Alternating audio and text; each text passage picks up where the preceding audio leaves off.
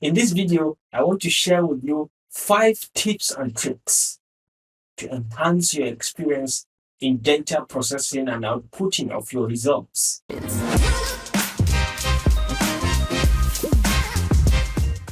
Hi everyone, my name is Dr. Rashid and welcome back to Epic Mentorship. If you are new here, consider liking and subscribing to our channel to keep enjoying related useful videos from us. Enough of the talking.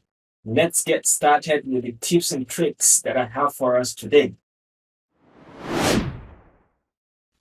The first tip that I have for us today is on how to use the people's graph.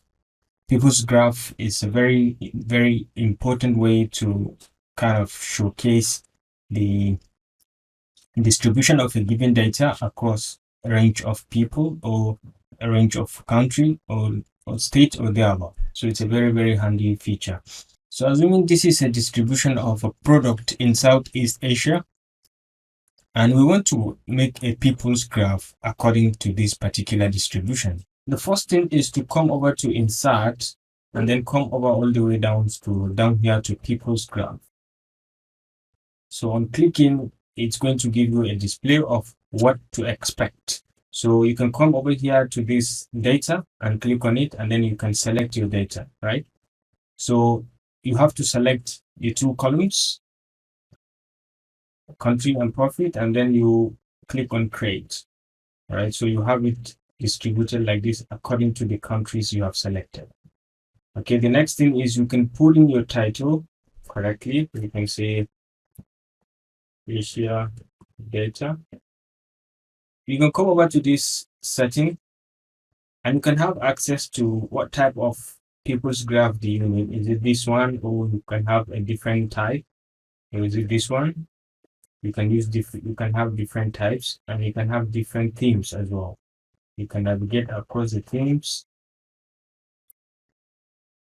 and you can select accordingly. You can even change the shape of the icon from human to different view, to a different icon you want it to appear.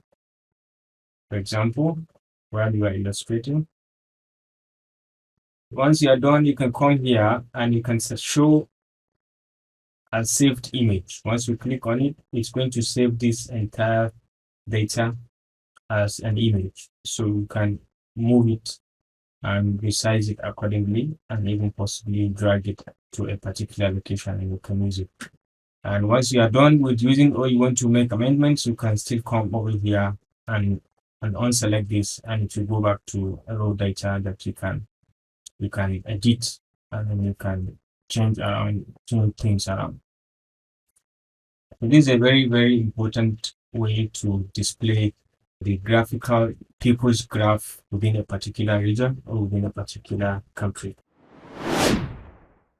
The next tip that I have for us is on how to use the sort function. Sort function is very, very important when we want to sort our data within Microsoft Excel. For example, we want to sort from this sort of data, whether we can sort it across columns or across the rows, or we can sort in ascending or descending order. So let's say we select at this point, I will say this is equal to sort, and open the graph. It will ask you to select the array, and then let's say we select this whole data here and press on the comma. So it will ask us to sort how many columns, sort index, let's say 2, and it will ask us how do we want it, ascending or descending order. Ascending is 1, descending is -1. So we're putting 1. Once we hit comma, it will ask me to sort by column or sort by row. Okay, so let's say it's a sort by row. So we put in pause. So once we close the bracket and hit, it's going to sort in by row accordingly. And you can easily come back here and say it should sort in by column as well. All right, you can just change it to true and you hit enter, and it's going to sort by column as well. So it's a very easy to use function to arrange your data accordingly within Microsoft Excel. All right, the next tip that I have for us is how to insert multiple rows or multiple columns within a particular Excel sheet. So usually when we want to insert a row, we come over here and we right click and say insert, and it's going to insert a single row above that particular cell that we have selected. The most contemporary method is we can now select multiple rows and right click and say insert, and it will insert that number of rows that we have selected. The same thing can go to the column. We can select multiple columns and right click and say insert. It's going to insert the same number of columns to the left.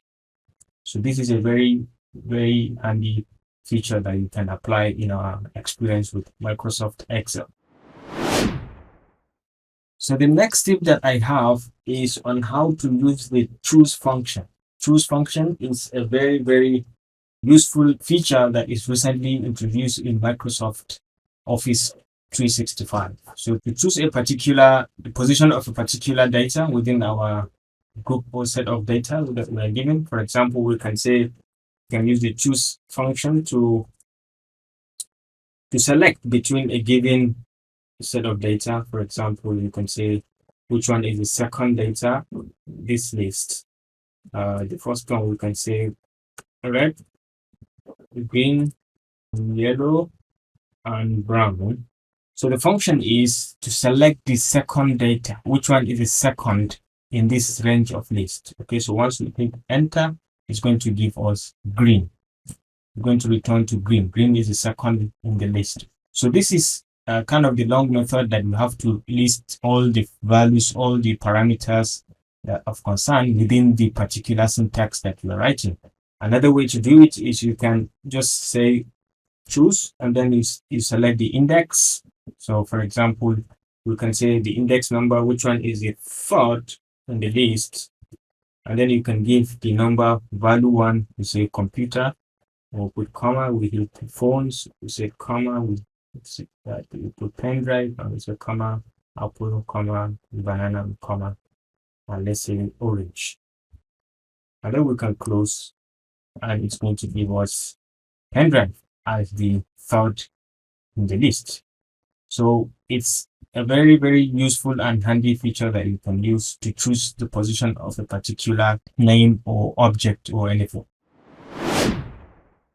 The last tip that I have for us is actually how to use the unique function. Unique function is a very, very useful tool to identify, to analyze frequent repetition of data and to select or to fish out data that is not repeated frequently or that is used only once within a range.